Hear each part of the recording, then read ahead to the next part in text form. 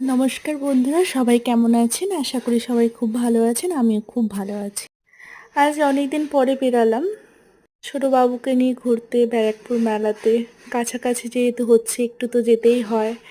তাও আমাদের আজকে যেতে যেতে অনেক লেট হয়ে গেছিলো, 10টা বেজে গেছিলো। দেখুন কত কিছু স্টল বসেছে, চায়ের স্টল, কেক, মোমো, ফুচকা।